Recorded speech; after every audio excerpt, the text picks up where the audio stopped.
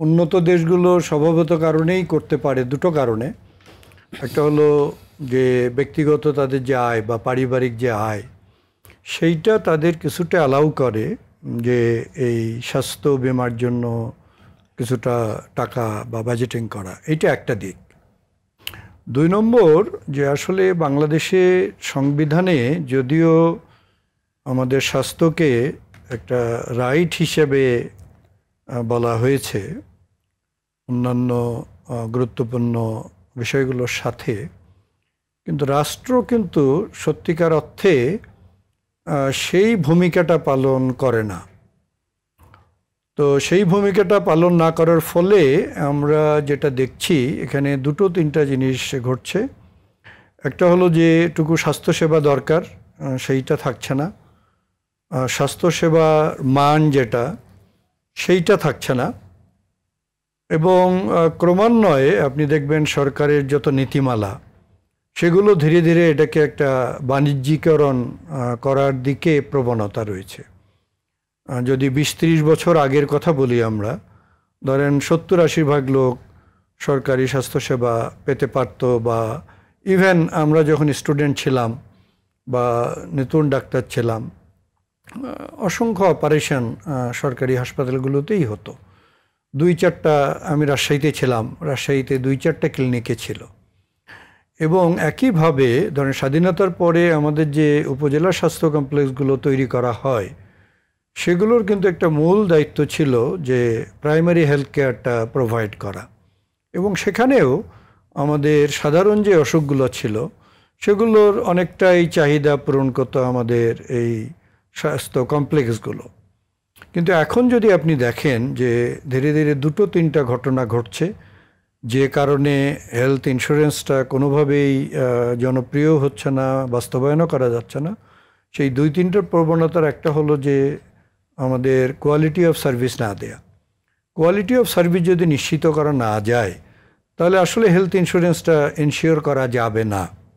কেউ যখন ইন্স্যুরেন্স করবে সেই ইন্স্যুরেন্সের বিনিময়ে সে যখন কোনো স্বাস্থ্যসেবা নিতে যাবে সেই কাঙ্ক্ষিত মানের সেবা যদি না পায় তাহলে সে কিন্তু এটা পছন্দ করবে না। এবং সেই ঘটনাটা আমরা দেখেছি যখন মডেলিং উপজেলাগুলোতে করা হচ্ছিল, সেখানে কিন্তু এই ঘটনাটা ঘটছিল। এবং ওখানে যারা স্বাস্থ্যসেবা দেন তারাও কিন্তু আসলে যে একটা চাপের মধ্যে থাকেন, ভালো স্বাস্থ্যসেবা দিলে তাদের চাপটা বেড়ে যায়। এরকম উদাহরণ আমাদের কিছু প্রতিষ্ঠান আছে, ময়মনসিংহ মেডিকেল কলেজের কথা বলা যায়, বা আরও বেশ কিছু, ঢাকা মেডিকেল কলেজের কথা বলা যায়। সেখানে মানুষ তুলনামূলকভাবে সেবা পায় বলে অসংখ্য লোক আসে। আমাদের যতটুকু বেড তার চেয়ে অনেক বেশি বেড, আউটডোরে অসংখ্য রোগী। তার মানে হলো যে আসলে ওইখানে কাঙ্ক্ষিত সেবাটা দেয়া কঠিন। তাহলে এখন 2টো ব্যাপার দাঁড়ায়, সরকার যদি এটা দায়িত্ব নিতে চায় তাহলে সরকারকে এই 2টোর ব্যাপারই নিশ্চিত করতে হবে। একটা হলো আপনি জানেন বাংলাদেশে অসংখ্য লোক আছে যারা মানে একেবারে বিত্তহীন বা নিম্নবিত্ত বা ইভেন নিম্ন মধ্যবিত্ত বা মধ্যবিত্ত শ্রেণী, তারা যেটুকু ইনকাম করে সেইটা দ্বারা আবার স্বাস্থ্য মানে এই ইন্স্যুরেন্সের জন্য টাকা দেয়া, এইটা তাদের একদিক থেকে কঠিন। 1। 2 নম্বর হলো তাদের আস্থার অভাব। এইটা অন্যতম একটা গুরুত্বপূর্ণ ব্যাপার। তারা ভাবে এই টাকাটা আমি যদি দেই সেটার বিনিময়ে আমার যখন দরকার পড়বে তখন এই বিমা কোম্পানি আমাকে সেই অর্থটা দেবে কিনা, 1। এবং সেই অর্থ দিয়ে আমি আসলে স্বাস্থ্যসেবাটা কিনতে পারবো কিনা। কেননা আউট অফ পকেট এক্সপেন্ডিচারটা একদিকে 70% বা 69% যাই হোক, একটা বড়, আমরা জানি অনেক দেশের চেয়ে এটা অনেক বেশি। কিন্তু আপনি যদি আবার সেটাকে অর্থে মানে এটাকে রূপান্তর করেন, সেই টাকাটা কিন্তু অনেক বেশি। মানে এটা হলো একটা পার্সেন্টেজ 70, কিন্তু সেই খরচটা যদি 500 টাকার 70 হয় তাহলে তার টোটাল টাকা একটা, আর এটা যদি 50,000 টাকার 70% হয় তাহলে কিন্তু সেই টাকাটা বিটার। তাহলে এই 2 জায়গায় আস্থাহীনতা, যে এক জনগণ, আমাদের এমনিতেই বিমা কোম্পানিগুলো তারা এই ধরনের যে বিভিন্ন ক্ষতিপূরণগুলো দেয় সেটাতে মানুষের অভিজ্ঞতা যে খুব ভালো তা না।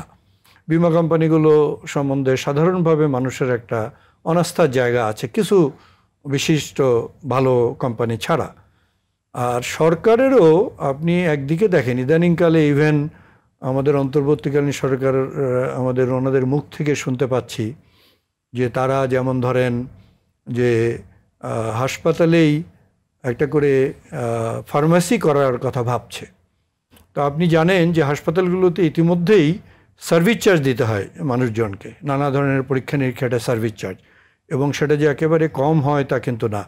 বিশেষ করে যেগুলো বড় ধরনের পরীক্ষায় এমআরআই বা সিটি স্ক্যান, সেখানে কিন্তু একটা বড় টাকা যায়।